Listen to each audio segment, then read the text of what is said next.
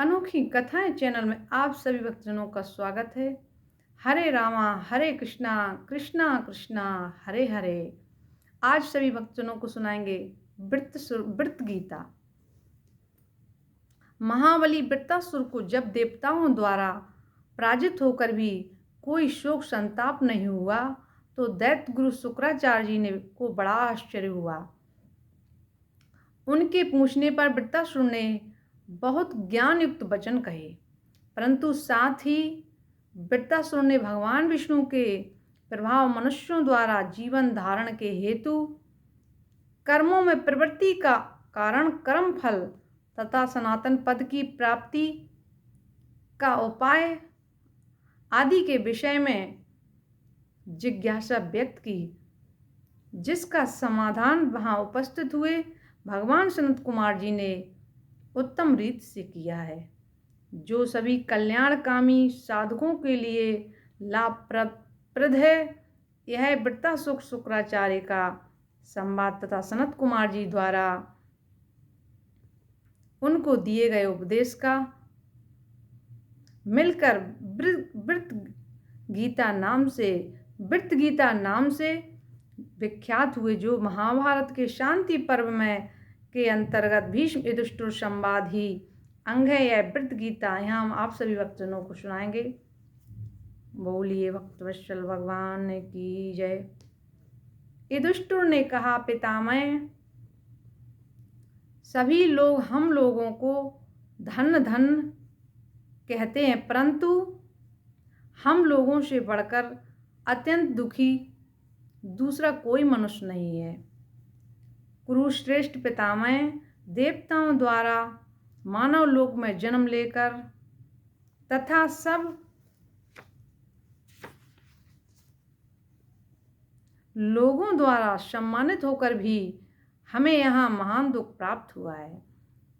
कुरुश्रेष्ठ, संसारी मनुष्य जिसे दुख कहते हैं, वह संन्यास का अवलंबन हम लोग कब करेंगे? हमें तो इन शरीरों का धारण करना ही दुख जान पड़ता है। पितामह, पंच ज्ञानेंद्रियां, पंच कर्मेंद्रियां, पंच प्राण, मन और बुद्धि, ये 17 तत्व काम, क्रोध, लोभ, भय और स्वप्न, ये संसार के रज और तम, ये 3 गुण तथा 5 भूतों सहित अविद्या, अहंकार और कर्म, ये 8 तत्वों के समुदाय सब मिलकर 38 तत्व होते हैं। इन सबसे मुक्त हुए तीक्ष्ण व्रतधारी मुनि पुनर्जन्म को प्राप्त नहीं होते। परंतु पितामह, हम लोग भी कब अपना राज छोड़कर इसी स्थिति को प्राप्त होंगे?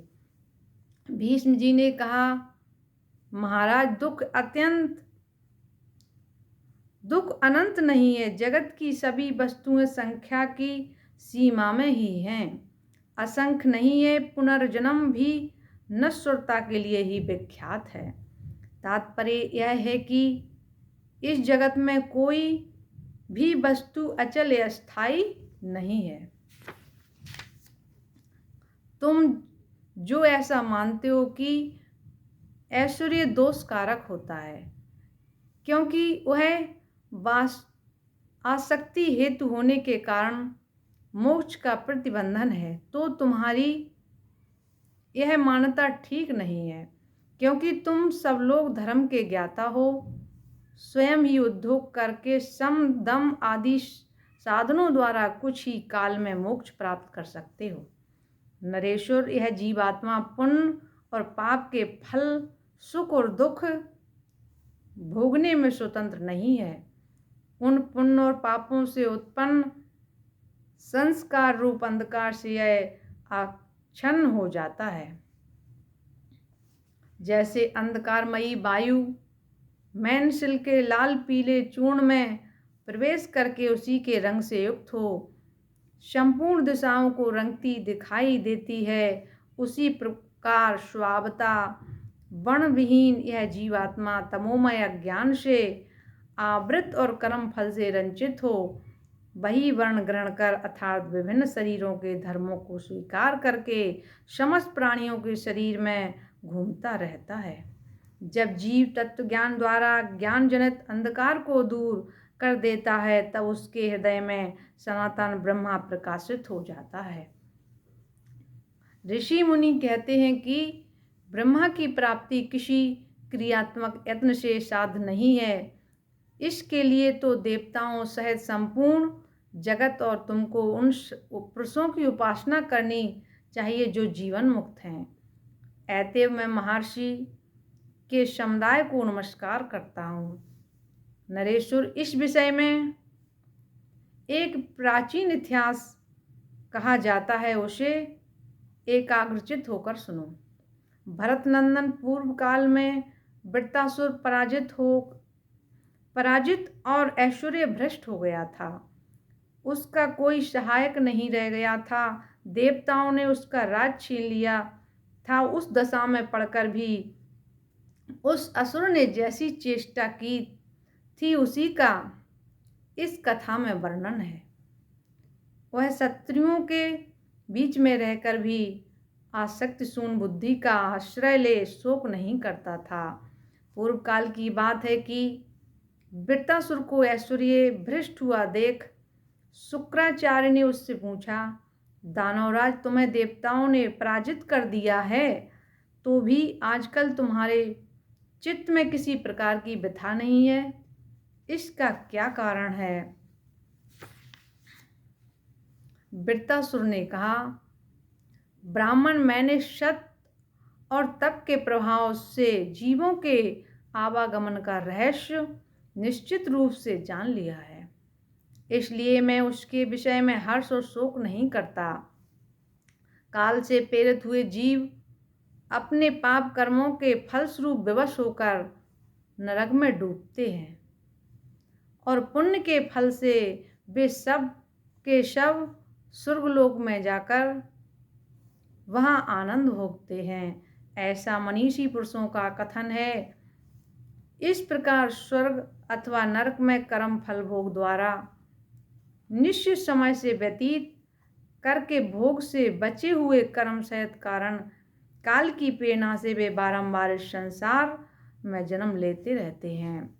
कामनाओं के बंधन में बंधकर विवश हुए कितने ही जीव रहस्यों सहस्त्रों बार त्रिक योनियों में तथा नरक में पड़कर पुनः वहां से निकलते हैं। इस प्रकार मैंने सभी जीवों को जन्म मरण के चक्कर में पड़ा हुआ देखा है। शास्त्र का भी ऐसा सिद्धांत है कि जैसा कर्म होता है वैसा ही फल मिलता है। प्राणी पहले से ही दुख सुख तथा प्रिय और प्रिय विषयों में विचरण करके कर्म के अनुसार नरक, तिर्क योनि, मनुष्य योनि अथवा देव योनि में जाते हैं। समस्त जीव जगत विधाता के विधान से ही परिचालित हो सुख दुख को पाता है और समस्त प्राणी सदा ही चले हुए मार्ग पर ही चलते हैं। जो काल नाम से प्रसिद्ध एवं सृष्टि और पालन के परम आश्रय है, उन परमात्मा का प्रतिपादन करते हुए वृत्तासुर की बात सुनकर भगवान शुक्राचार्य ने उससे कहा, तात तुम तो बड़े बुद्धिमान हो, फिर ए असुर भाव के विपरीत दोषयुक्त निरर्थक वचन कैसे कह रहे हो? वृत्तासुर ने कहा, ब्राह्मण, आपने तथा दूसरे मनीषी महान भावों ने यह तो प्रत्यक्ष देखा है कि मैंने पहले विजय के लोभ से बड़ी भारी तपस्या की थी। मैं बल में बहुत बड़ा चढ़ा था, अतः मैंने अपने ही तेज से तीनों लोकों पर आक्रमण करके दूसरे प्राणियों को धूल में मिलाकर उनके उपभोग की गंध और रस आदि विविध वस्तुएं छीन ली थी। मेरे शरीर से आग की लपटें निकलती थीं और मैं ज्वाला मालाओं से घिरकर सदा आकाश में निर्भय विचरता हुआ समस्त प्राणियों के लिए अजय हो गया था। भगवान, इस प्रकार मैंने तपस्या के प्रभाव से जो ऐश्वर्य प्राप्त किया था वह मेरे लिए अपने ही कर्मों से नष्ट हो गया। तथापि मैं धैर्य धारण करके उसके लिए शोक नहीं करता।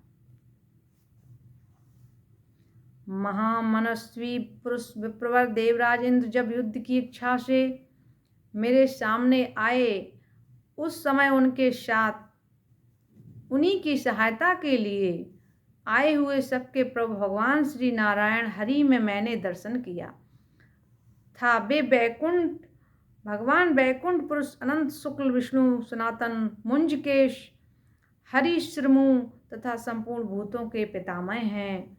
भगवान अवश्य मेरी उस तपस्या का कोई अंश अब भी शेष रह गया है, अतः मैं उस कर्म फल के विषय में प्रश्न करना चाहता हूँ। अणमा आदि ऐश्वर्य और महत ब्रह्मा किस वर्ण में प्रतिष्ठित हैं तथा वह उत्तम ऐश्वर्य कैसे नष्ट हो जाता है? प्राणी किस हेतु से जीवन धारण करते हैं तथा किस कारण से कर्मों में प्रवृत्त होते हैं? जीव किस परम फल को पाकर अविनाशी एवं सनातन रूप से प्रतिष्ठित होता है? विप्रवर किस कर्म अथवा ज्ञान से उस फल को प्राप्त किया जा सकता है, यह मुझे बताने की कृपा करें। राजसिंह पुरुष विप्रवर युधिष्ठिर उसका ऐसा प्रश्न कहने पर मुनि वर शुक्राचार्य ने उस समय उसे जो उत्तर दिया उसे मैं बता रहा हूँ। तुम अपने भाइयों के साथ एकाग्रचित होकर सुनो। शुक्राचार्य ने कहा, तात आकाश सहित यह सारी पृथ्वी जिनकी भुजाओं के बल पर स्थित है, महान प्रभावशाली उन भगवान विष्णुदेव को नमस्कार है। दानव श्रेष्ठ जिनका मस्तक और स्थान भी अनंत हैं, उन भगवान विष्णु का उत्तम महात्म्य मैं तुम्हें बताता हूँ। शुक्राचार्य और वृत्तासुर में ये बातें हो ही रही थी कि वहाँ महामुनि धर्मात्मा सनत कुमार उनके संशय का निवारण करने के लिए आ पहुँचे। राजन, असुरराज वृत्त और मुनि शुक्राचार्य के द्वारा पूजित हुए मुनिवर सनत कुमार एक बहुमूल सिंहासन पर विराजमान हुए। जब महाज्ञानी सनत कुमार आराम से बैठ गए, तब शुक्राचार्य ने उनसे कहा, भगवान, आप इस दानवराज को भगवान विष्णु का उत्तम महात्म्य बताइए। यह सुनकर सनत कुमार जी ने बुद्धिमान दानवराज वृत्तासुर के प्रति भगवान विष्णु के महिमा से युक्त यह सार्थक वचन कहे। शत्रुओं को संताप देने वाले दैत्य भगवान विष्णु का यह संपूर्ण उत्तम महात्म्य सुनो। तुम्हें यह मालूम होना चाहिए कि यह समस्त संसार भगवान विष्णु में ही स्थित है। पर महाभावो ये विष्णु ही संपूर्ण चराचर प्राणी समुदाय की सृष्टि करते हैं और यही समय आने पर उसका विनाश करते एवं समय आने पर पुनः सृष्टि भी करते हैं। समस्त प्राणी इन्हीं में लय को प्राप्त होते हैं और इन्हीं से प्रकट भी होते हैं। इन्हें कोई शास्त्र ज्ञान तपस्या और यज्ञ के द्वारा भी नहीं पा सकता, केवल इंद्रियों के संयम से ही उनकी उपलब्धि हो सकती है। जो ब्रह्मा यज्ञ आदि और शाभ्यंतर शम दम आदि कर्मों से प्रवृत्त होकर मन के विषय में स्थिरता प्राप्त करके यथार्थ मन को स्थिर करके बुद्धि के द्वारा उसे निर्मल बनाता है, वह परलोक में अक्षय सुख पाता है, मोक्ष को प्राप्त कर लेता है। जैसे सोनार बारंबार किए हुए अपने महान प्रयत्न के द्वारा चांदी को अपने मन को शुद्ध कर पाता है, चांदी को आग में डालकर उसे शुद्ध करता है, उसी प्रकार जीव सैकड़ों जन्मों में अपने मन को शुद्ध कर पाता है, परंतु इस यज्ञ आदि और शम दम आदि कर्मों द्वारा यह महान प्रयत्न करे तो एक ही जन्म में शुद्ध हो जाता है। जैसे अपने शरीर में लगी हुई थोड़ी सी ही धूल को मनुष्य साधारण चेष्टा से खेल खेल में झाड़ पोंछ लेता है, उसी प्रकार बारंबार किए हुए महान प्रयत्न से वह अपने राग देश आदि दोषों को भी दूर कर सकता है। जैसे थोड़े से पुष्प एक एवं माला द्वारा वासित किया हुआ तिल और सरसों का तेल अपनी गंध नहीं छोड़ता, उसी प्रकार थोड़े से ही प्रयत्न ना तो दोष दूर होते हैं और ना सूक्ष्म ब्रह्मा का साक्षात्कार ही हो पाता है। वही तिल या सरसों का तेल बहुत से सुगंधित पुष्पों द्वारा बारंबार वासित होने पर अपनी गंध को छोड़ देता है और उस फूल की गंध में ही स्थित हो जाता है। उसी प्रकार सैकड़ों जन्मों में स्त्री पुत्र आदि के संसर्ग से युक्त तथा सत रज और तम इन तीनों गुणों द्वारा परिवर्तित दो समूह बुद्धि तथा अभ्यास जनक यत्न से निर्वृत्त हो पाता है। ददुनंदन कर्म से अनुरक्त और कर्म से विरक्त होने वाली प्राण समूह जिस प्रकार राग और विराग के हेतुभूत विभिन्न कर्मों को प्राप्त होते हैं वह सुनो। प्रभो, जिस प्रकार वे कर्म में प्रवृत्त होते हैं, जिस निमित्त से उसमें स्थित होते हैं और जिस अवस्था में उसे निवृत्त हो जाते हैं, वह सब मैं तुमसे क्रमशः बताऊंगा। तुम उसे यहाँ एकाग्रचित्त होकर सुनो। श्री भगवान नारायण हरि आदि और अनंत से रहित हैं। वे ही चराचर प्राणियों की रचना करते हैं। वे ही संपूर्ण प्राणियों में क्षर और अक्षर से विद्यमान हैं। 11 इंद्रियों का जो वैकारिक सर्ग है वह भी उन्हीं का स्वरूप है। वे अपनी चेतनमयी किरणों द्वारा संपूर्ण जगत में व्याप्त हो रहे हैं। दैत्यराज पृथ्वी को भगवान विष्णु के दोनों चरण समझो, स्वर्गलोक को मस्तक जानो। ये चारों दिशाएं उनकी 4 भुजाएं हैं, आकाश कान है, तेजस्वी सूर्य उनका नेत्र है, मन चंद्रमा है, बुद्धि महत्व उनकी नित्य ज्ञान वृत्ति है, जल रसेंद्रियां हैं, दानव विप्रवर संपूर्ण ग्रह उनकी दोनों भुआएं हैं, बीच में स्थित हैं, नक्षत्र मंडल नेत्रों से प्रकट हुआ है। ददुनंदन, यह पृथ्वी उनके दोनों चरणों में स्थित है। उन्हें तुम संपूर्ण भूत स्वरूप इस जगत का आदि कारण और परमेश्वर समझो। रजोगुण, तमोगुण और सद्गुण इन तीनों को नारायण ही मानो। तात समस्त आश्रमों का फल वे ही हैं। विद्वान पुरुष समस्त कर्मों द्वारा प्राप्त फल को उन्हीं को मानते हैं। कर्मों का त्याग रूप जो संन्यास है उसका फल वे ही अविनाशी परमात्मा हैं। वेद मंत्र उनके रोम हैं तथा प्रणव उनकी वाणी है। बहुत से वर्ण और आश्रम उनके आश्रय हैं, उनके अनेक मुख हैं। हृदय में आश्रित धर्म भी उन्हीं का स्वरूप है। वे ही ब्रह्मा हैं, वे ही आत्मदर्शन रूप परम धर्म हैं, वे ही तप और सत्य स्वरूप हैं। श्रुति वेद शास्त्र सोम पात्र सहित 16 ऋतुजों वाला यज्ञ भी वे ही हैं। वे ही ब्रह्मा विष्णु दोनों अश्विनी कुमार इंद्र मित्र वरुण यम और कुबेर हैं। उनका दर्शन पृथक पृथक होने पर भी वे अपनी एकाग्रता को जानते हैं। तुम भी संपूर्ण जगत को एक परमात्मा देव के ही अधीन समझो।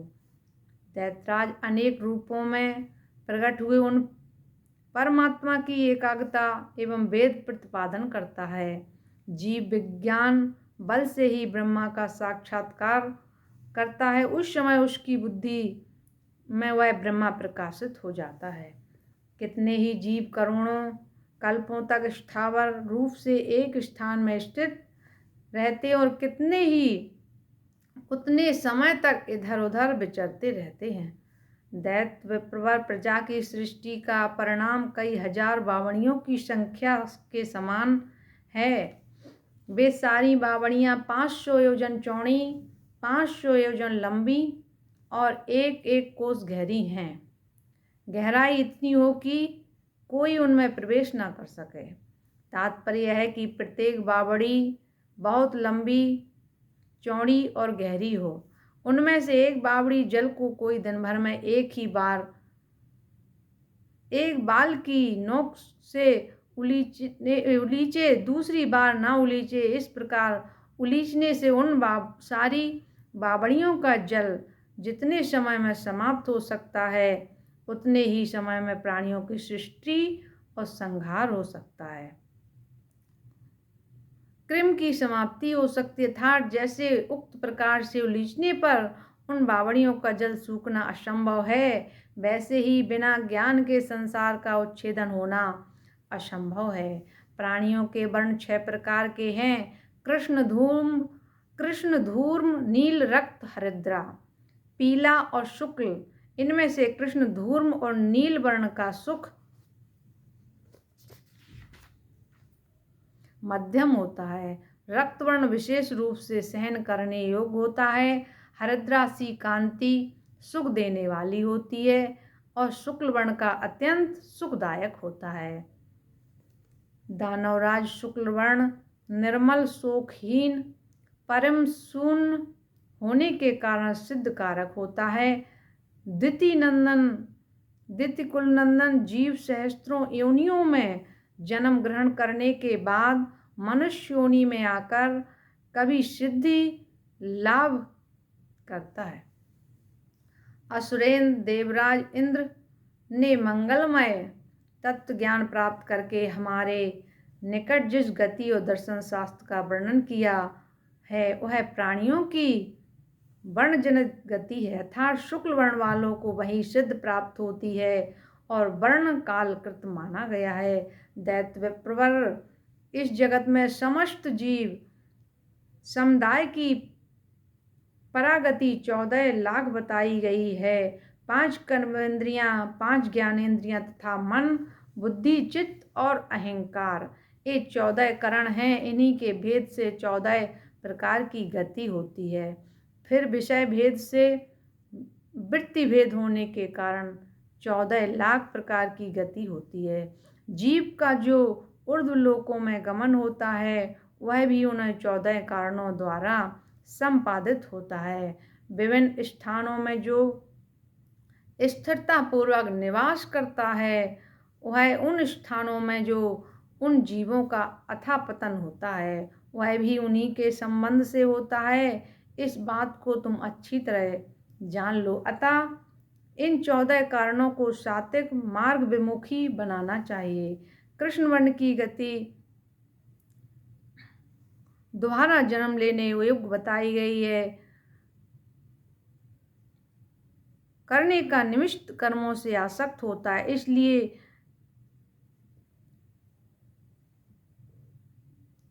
नरक में आग में पकाया जाता है। वह कुमार्ग में प्रवृत्त हुए पूर्वोक्त 14 कारणों द्वारा पापाचार करने के कारण अनेक कल्पों द्वारा नरक में ही निवास करता है, ऐसा ऋषि मुनि कहते हैं। तदंतर यह जीव लाखों बार या लाखों वर्षों तक नरक में विचरण करके फिर धूल मरण पाता है। पशु पक्षी आदि योनियों में जन्म लेता है। उस योनि में भी वह विवश होकर बड़े दुख से निवास करता है। फिर योग क्षय होने पर वह तप, पुरातन पुण्य कर्म या विवेक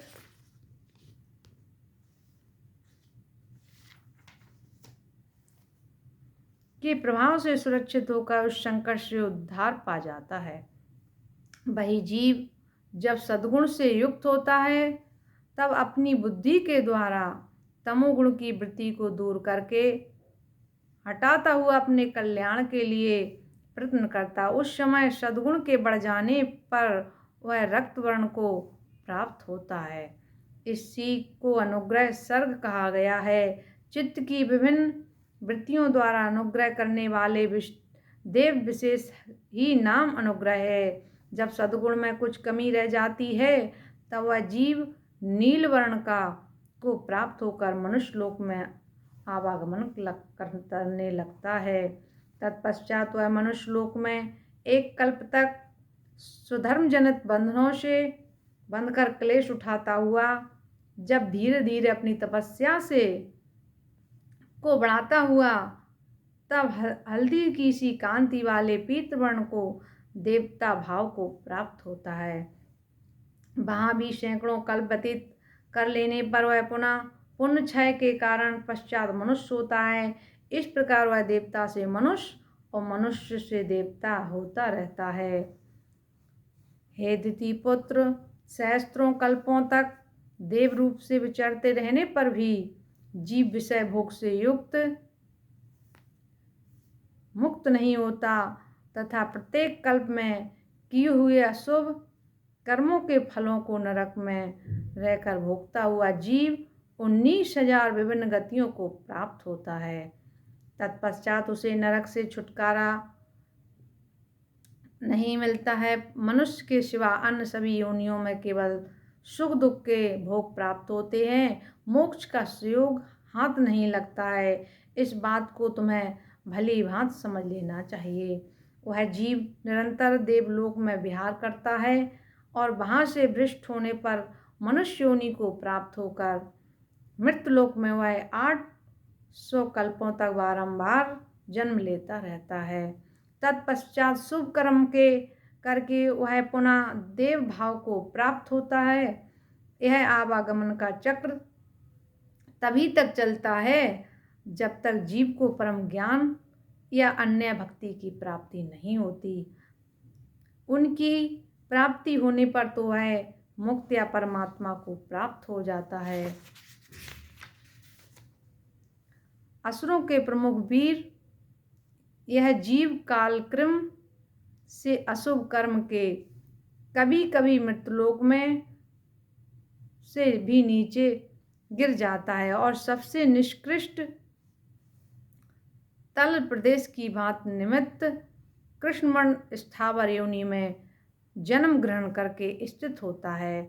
इस प्रकार उत्थान पतन के क्रम चक्र में पड़े हुए इस जीव समूह को जिस प्रकार सिद्धि मुक्ति प्राप्ति होती वह मैं तुम्हें बता रहा हूँ।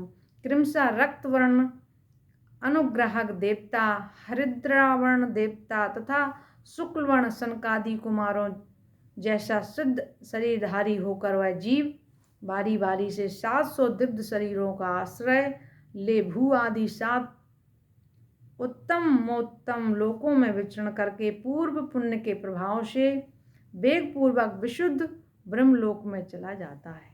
महान भाव वृत्तासुर प्रकृति महत्व अहंकार और पंचतंत्र मात्राएं ये 8 तथा दूसरे 60 तत्व और इनकी जो सैकड़ों वृत्तियां हैं ये सब महातेजस्वी योगियों के मन को द्वारा अवरुद्ध की हुई होती हैं तथा सत्व रज और तम इन तीनों गुणों को भी अवरुद्ध कर देते हैं।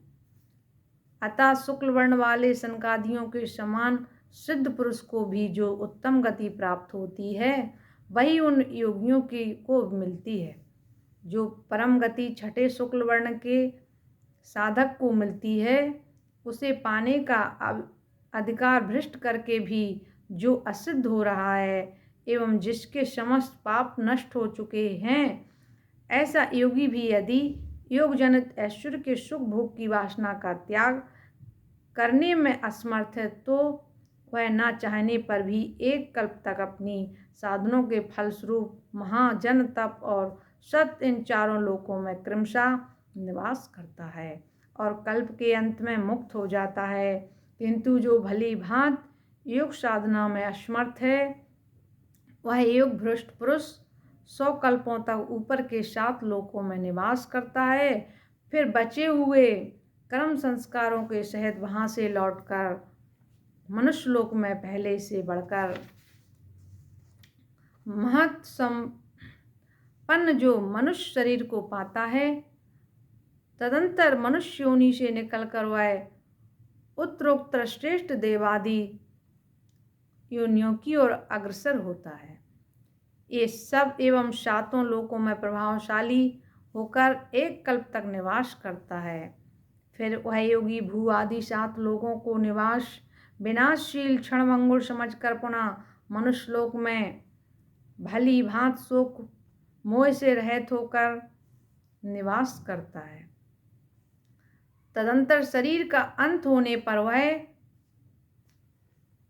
अव्यम अविनाशी या निर्विकार एवं अनंत देश काल और वस्तुकृत परिच्छेदन शून्य स्थान पर ब्रह्मा पद को प्राप्त होता है। वह अव्यय एवं अनंत स्थान किसी में मत में महादेव जी का कैलाश धाम है, किसी के मत में भगवान विष्णु का वैकुंठ धाम है, किसी के मत में ब्रह्मा जी का सतलोक है, कोई उसे भगवान शेष या अनंत का धाम बताते हैं, कोई वह जीव का ही परम धाम ऐसा कहते हैं, और कोई उसे सर्वव्यापी चिन्मय प्रवेश से युक्त परब्रह्मा का स्वरूप बताते हैं। ज्ञानियों के द्वारा जिनके सूक्ष्म स्थूल और कारण शरीर दग्ध हो गए हैं, वे प्रजाजन अर्थात योगी लोग प्रत्न काल में सदा परब्रह्मा परम परमात्मा को प्राप्त होते हैं। एवं जो ब्रह्मलोक के से नीचे के लोक में रहने वाले साधनशील देवी प्रकृति के संपन्न साधक हैं, वे सभी सब परब्रह्मा को प्राप्त हो जाते हैं। प्रलय काल में जो जीव देव भाव को प्राप्त थे, वे यदि अपने संपूर्ण कर्म फल का उपभोग समाप्त करने से पहले ही लय को प्राप्त हो जाते हैं, तो कल्पांतर में पुनः प्रजा की सृष्टि होने पर वे शेष फल का उपभोग करने के लिए उन्हीं स्थानों को प्राप्त होते हैं जो उन्हें पूर्व काल में प्राप्त थे। किंतु जो कल्पांत में उस योग संबंधी कर्मफल को भोग को पूर्ण कर चुके हैं, वे स्वर्गलोक का नाश हो जाने पर दूसरे कल्प में उनके जैसे कर्म हैं, उसी के सदृश अन्य प्राणियों की भांति मनुष्य योनि को ही प्राप्त होते हैं। जो योगी शुद्ध लोक से गिरकर मृतलोक में आए हैं, उसके समान साधन बल से संपन्न जो अन्य योगी हैं, वे भी एक लोक से दूसरे लोक में ऊपर उठते क्रमशः उन सिद्ध पुरुषों की ही गति को प्राप्त होते हैं। परंतु जो वैसे नहीं हैं, वे विपरीत भाव के कारण अपनी अपनी गति को प्राप्त होते हैं। विशुद्ध भाव से संपन्न सिद्ध पुरुष जब तक पंचेंद्रिय रूप इस करण समुदाय का संशय करके शेष प्रारब्ध का कर्म फल उपभोग करता है, तब तक उसके शरीर में समस्त प्रजागणों का अर्थात इंद्रियों के देवताओं का द्वारा तथा अपरा और परा विद्या का निवास रहता है। जो साधक सदा शुद्ध मन से उस विशुद्ध परम गति का अनुसंधान करता है, वह उसे अवश्य प्राप्त कर लेता है। तदंतर अबकारी दुर्लभ एवं सनातन ब्रह्मा पद को प्राप्त करके वह उसी में प्रतिष्ठित हो जाता है। उत्कृष्ट बलशाली दैत्यराज, इस प्रकार यहाँ मैंने तुमसे यह भगवान नारायण का बल एवं प्रभाव बताया है। वृत्तासुर बोला, उदारचित महात्मा सनत कुमार जी, यदि ऐसी बात है तो मुझे कोई विषाद नहीं है। मैं आपके वचनों की अच्छी तरह समझता हूँ, इसे यथार्थ मानता हूँ। आज मैं यह अनुभव कर रहा हूँ कि आपकी इस वाणी को सुनकर मेरे सारे पाप और कलेश दूर हो गए हैं।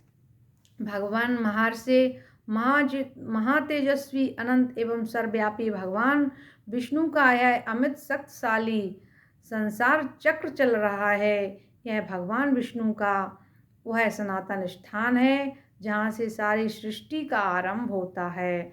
महात्मा विष्णु पुरुषोत्तम है, उन्हीं में यह संपूर्ण जगत प्रतिष्ठित है। भीष्म जी कहते हैं, कुंती नंदन, ऐसा कहकर वृत्तासुर ने अपने आत्मा को परमात्मा में लगाकर उन्हीं का ध्यान करते हुए प्राण त्याग दिए और परमेश्वर के परम धाम को प्राप्त कर लिया।